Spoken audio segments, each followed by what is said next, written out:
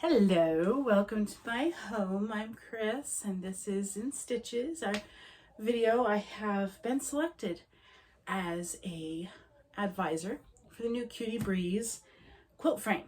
Now, I am a hobbyist, do what I can, live in a double wide, don't have a lot of space, and it first attracted me because it was advertised to be compatible with most machines, quilting on any surface, and quilt any size. The three advertisements here on the side of the box. If I adjust my camera just a little bit, you should be able to see that.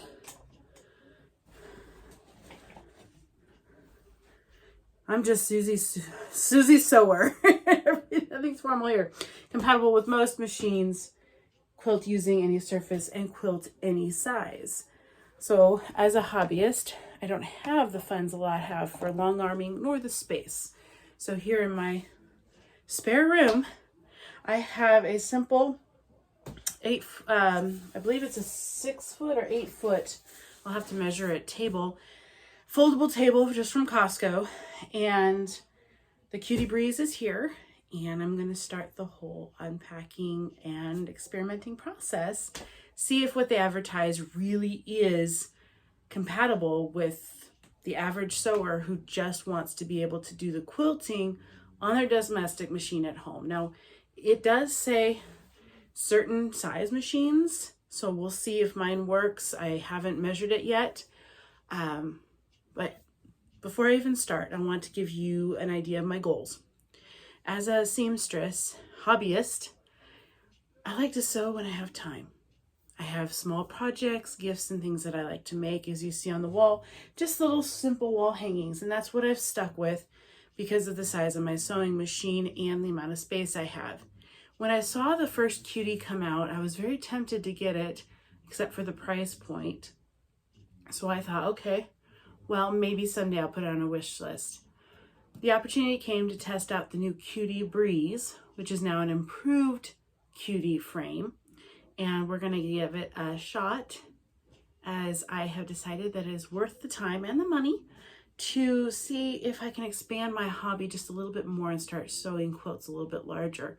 I do have my design wall behind me. You see it's blank right now because I am open to new ideas, new opportunities. And we will start by unboxing. Now, the first thing I wanted to show everyone was the staples. For those of you who don't do a lot of construction work, which unfortunately I have, the easiest way to get a staple out of a box like this is a simple standard screwdriver, flathead if you'd rather. Bring it in, pull it a little bit away, and then you'll use a needle nose pliers to grab on. I usually have to wiggle back and forth and pull it right out. Very simple two-hand technique. You can get through these rather quickly. I do know if you're not used to the process, it can take a little bit more, but you really don't need much more than that. You could probably even pull them out with your hands if you wanted to. But when I'm dealing with these staples, that tends to be my technique. So I'm going to take all these staples out and I will be right back. All right, I'm back. I did take out all of the staples. Again, this is Susie Sewer, casual me, just in the evening right after a full day's work, having some fun and looking forward to seeing what's in the box. So I did take out all the staples. A couple of them were hidden behind labels, so just make sure you're taking a look for each of those. I think there's like 1, 2, 3, 4, 5, 6 on the long ends and 3 on the ends. So that makes it 18 staples in the whole thing. All right, I'm gonna adjust the camera just a little bit so you can see along with me. As we release the box, what's inside, you'll get the first look as well as I do. What? Looks like styrofoam. All right, as always, instructions are the very first thing you always want to take a look at. All right, so here we see the first thing, the Cutie Breeze assembly and user instructions. This is pretty thick. Looks like it's going to be very thorough. Now, I'm no stranger to IKEA projects, so I'll be looking forward to seeing how thorough they are. There is an addendum here. Now, note this is an advisory committee, so we are testing everything to make sure everything is the way it should be done. We'll look at some of these pictures and graphics as we go along. Part 1, here's all the screws, Allen wrench, all the tools mentioned in here, as well as all the assembly instructions. So the first part, first book, I am interested to see that is all in English. For my non-English speakers, I hope they have an app or a place that you can look to download a different language. Then we have our Making a Quilt a Breeze, a guide for using the new quilting frame. There is a panel inside, so if you have never free motion quilted or anything like that, you get used to the machine by trying this. That's what I've been hearing and seeing. So they instruct you on how to put it in, how to line it up, and how to test and thread, that sort of thing, which I'm looking forward to. I've never actually set up free motion quilting. I've played with it at quilt shows, but I've never done it myself. This is a nice glossy book. I'll get a lot of use out of that. And then the third item here is a quick reference guide. Oh, interesting. Okay, a quick checklist so when you're setting it up, which is one of the benefits that I have of the Cutie Breeze or the Cutie frames, is because I'm in a double wide, I can't always leave this up. This is my spare room. I do put up an air mattress when I have company, a nice air mattress, but I can't leave up my sewing machine. I need to be able to pack it all away. So it's nice to have this laminated free reference with a carabiner. All right, let's see what's inside now.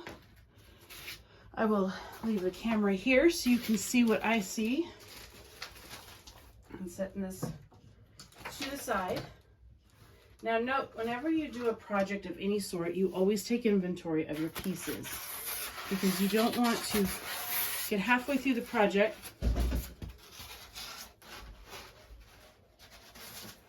and find that you're missing stuff, or that you dropped it, or that a dog picked it up, a cat picked it up, someone picked it up for another household project. Very well protected, I will say. You can see here we have a styrofoam layer. We have the cardboard, the styrofoam, and another piece of cardboard. I've already removed 3 layers on the top. So if anything, they have packaged this in a way that protects the frame. Those staples came in the side into the cardboard, so you know it did not hit your frame. They are protecting this investment. That's what this is. It's an investment in what your future is. All right. So take a look. Once I get rid of all the foam, if you're like me, the more I can get rid of the foam, the better. Foam likes to grow wings.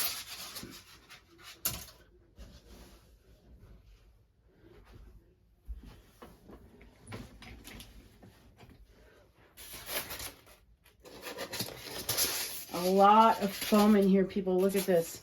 Around every single piece. Like, this stuff isn't going to move. It's not going to hit each other. It's not going to chink. There's a lot of metal in here. But it's not going to hit each other because it is well packaged. That's something that I look for in any packaging and any shipment. Why does Apple products show up the way they do? They are nicely packaged. It's all about the greeting. It's all about the first impression. Look at how well this is laid out. If I take the camera here to the right a little bit, you'll see there are also boxes containing different items, but everything is in here perfect. There's no sliding, there's no movement, there's plastic around the things that might possibly hit each other, taped and secured here. I think you get an A+ here on packing, Cutie, with Grace Company. This is very nicely packed, very secure. What I do when I unpackage, if you've never built something or found something in pieces, like those crazy bikes you get for Christmas, everything that I take out, I'm setting aside. I want to make sure foam is removed. I'll leave plastic on for now, but that can also be removed if you so desire. My goal is to get all the pieces laid out so that I can take an inventory. Remember, I mentioned that first, of all the pieces. All right, welcome back. I have now emptied the box, and as you see, I left the plastic on everything. Just kind of wanted to give you a feel for what it looks like when it's out of the box. We're about to start the inventory. This can be found on page V5 of your book. I did glance a couple things. I've got quite a bit of instructions in here, so it's going to be hard to figure out where everything is. I'll try to keep you praised along the way as we put it together, what page I am on. So coming in, we are just after the table of contents on V5. So first thing I'm going to do is I'm going to identify the 2 tracks. The tracks are these longest pieces here. Now, one test to make sure that your table is long enough, make sure you can set the whole thing on your table. It is one of the heavier pieces. And by watching a couple of other people unbox, I have learned that it's also hiding the front rail inside. No, I did pull out scissors, so there are a couple things you may need to have available when you start taking apart and figuring out your pieces. So here is the front rail. I'm sorry, take-up rail. My bad. Take-up rail has nothing on the end. It's just a piece of white square metal. Put that down on the table and proceed with the tracks. We have 2, again, very well protected. I appreciate the cardboard in between. I would say A+ Grace Company for your packing. Although I know some people get annoyed with all the stuff you're taking off. Just consider you've seen those packing trucks. You've seen them full of stuff, throwing stuff around. The more it's protected in the package, the more likely it will arrive to you in good condition. Again, I'm using the box lid behind me, behind the camera, to put all of the trash in. And here we have unwrapped a nice rubber rail. 1, 2. Get the other one out.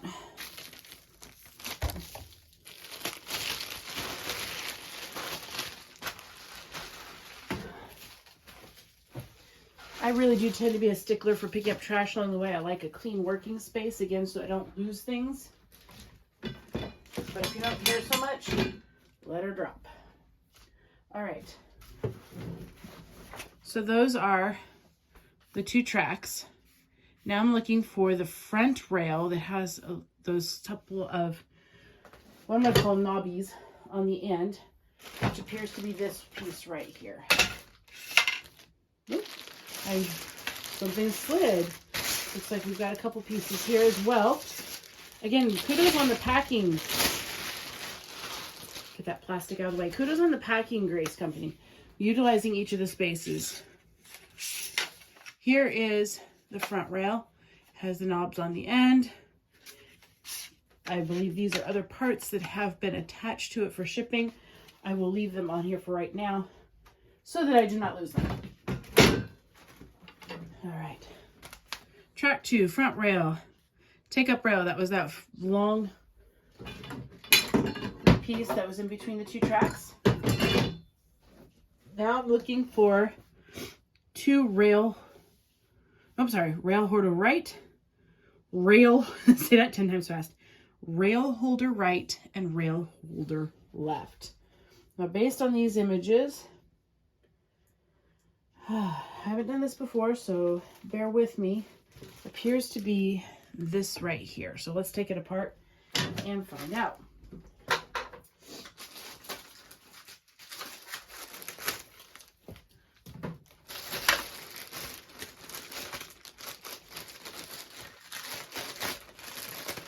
I am a recycling person, so I do separate the plastic from the cardboard. Usually. Not today. I'm just putting it all on the lid.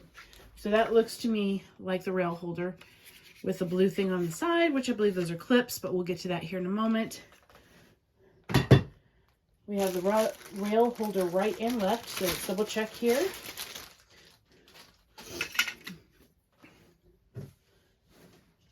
It does appear to have a difference. There's a knob on this one, see on the very end there, and they both have pieces here. The G's are on the outside for Grace Company, so I'm going to assume here, since you are not, that this is the right and this is the left. We'll double check that as we go through. We'll find out. Things that I have checked, I've got back here. They look to be good shape. That takes us down to our side wall right and left, which are here as well. Side walls, right and left. I'm sure they will make more sense to me as I put it together, but here you have it. Bottom carriage. So just so you can see before I pick them up, we're looking at the bottom carriage, the top plate, and 2 handles, all pretty simple to locate. Here's the carriage. I do have this cardboard I do want to remove off of it. Put it right here next to the camera. Maybe I'll back it up a little bit so you can see better. It does say side B and side A. Those are good to note. I will not remove those stickers. And the top plate. This is for holding your sewing machine. Very sturdy.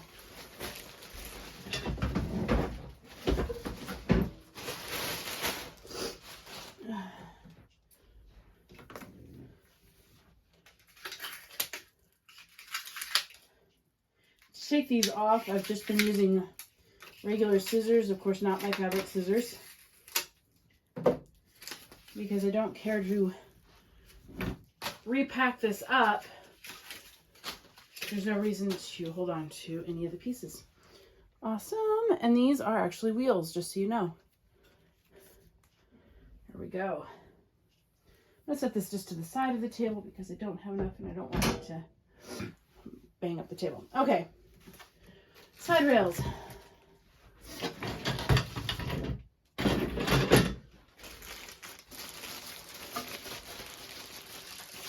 Well, it's fun to get them out of this plastic.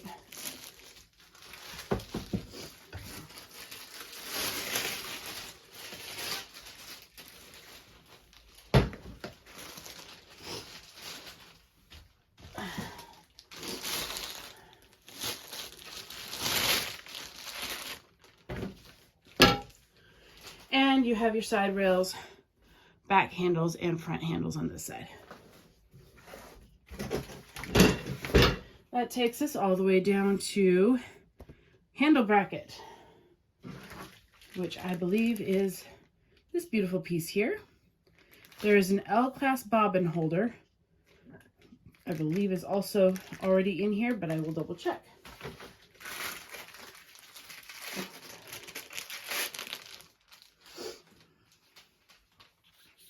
I watched a video before, so this was considered the bobbin holder, but if I had not watched a video, I would not know that that was what that is. And would find myself digging through the spare parts box, wondering where the heck that is. Here is another holder here that I was shown was also in. Did I show that well? Okay, just making sure on the camera that that was shown in there. So, not every video is going to show you everything, so be sure to check other videos if something I say doesn't make sense or it's not clear or you weren't able to get a clear enough shot. Please do look around. There are plenty of people out there. All right, now we have the clamps. Those are those blue pieces. We were talking about 2 in the front, 3 for the back. As you note, we have the 2 here for the front, and right here I have 3? It's hard to tell. It is 3. They're inside of each other. That's why it looked funny. They are inside of each other. So I do have 1, 2, and 3 for the forward clamps. That's ingenious packing. I wonder if someone has a degree in packing boxes. All right, that was for the back fabric. The front was those 2 there. And we have the side clamps too. That's what we're on. Both of the side bars. These are the clamps. Now these are important because this is what you use for holding your fabric nice and taut. Next we have mini clips. What? These are the new things that came with the Cutie Breeze. I'm told this is a new to replace the bungee cords that people have used in the past for holding the fabric. I don't know if I can get this back together. Probably not. Yeah, I'm not going to waste my time right now, but they do fit inside each other, I guess, for packing purposes. storage and shipping. Oh, I see. There we go. Not perfect, but there are 3 there if you can tell. And that takes us past the first page. Doing pretty good. All right, second page. M-class bobbin holder. So I did notice when I was looking at those bobbin holders that they were slightly different. This one had the ridges. This one's the smooth. So this one would be the M-class holder, and the L-class was already in the handle, because when I went to pull it out, there are the ridges right there, if you can see that. All right, sewing machine clamps. That's what these appear to be. Should be 4. These should hold the machine in place. Now I'm going to leave them in the bag because of their size. I really do not want to lose these. So I'm going to leave them in the bag for right now. Carriage stop clip. Is that what this is? Nope, that's a mini clip. Carriage stop clip. Oh, you know what?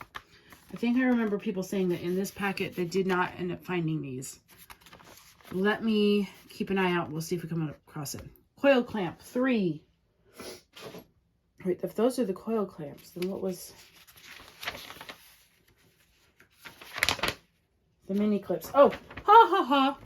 Mini clips. My bad. They even say mini quilt clips on the box. Mini quilt clips are in here in this bag. These are the coil clamps. Okay, gotta remember these names. First time, you'll learn it all. And we have all of the hardware. Now, I do like to check. I don't always take a long time to count, but I do want to run through all of the hardware to make sure I have all the pieces. So we'll start with the securing pin. There should be 4 right here. And look at that. Nope, that is not the securing pin. They are labeled. I don't see securing pin at first glance. It does say what task it's associated with. Did I find or something else in here? Nope, that's not it. Hex nut sockets. Okay, we'll come back to that one. I see a SBHS, HCS, which I saw right here. M4 30mm 4, 1, 2, 3, 4. The socket FHS right here. There should be 2. I see 2. Threaded rubber bumper. We see right up here. There are 2. I see 2. The SPHCS times 2. There are 2. Hex nuts. Here we go. There should be 2. And there's the second one. And Allen wrenches right here. So that leads me to believe that these securing pins is actually what I initially thought to be these plastic release knobs. I would say that would be one thing that I would definitely recommend they change the title here to here. I do see the ID code is the same, but that is one thing I will recommend that they update. And that takes us all the way through. Now you may have been smart and noticed that there is a box on the table I have not touched, and that is right. This is the hoop frame training panel kit. Comes with the thread, bobbins, and that panel that I was telling you about. Here's the Grace Company training panel. I did want to keep it all together. I will be using the manual over here to the right that I set down when I get this all put together. The other thing that I did not show you did not come in the box. This is my own thing. I use a metal magnetic tray from Harbor Freight for all of my hardware. Once you open these bags, this stuff flies everywhere.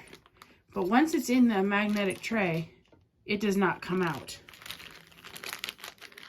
So whenever things bump it over or somebody runs into me, the cat runs through the room, whatever it is, I know that my hardware will all be safe once I open these especially if I'm using them in two different parts of the construction of the piece.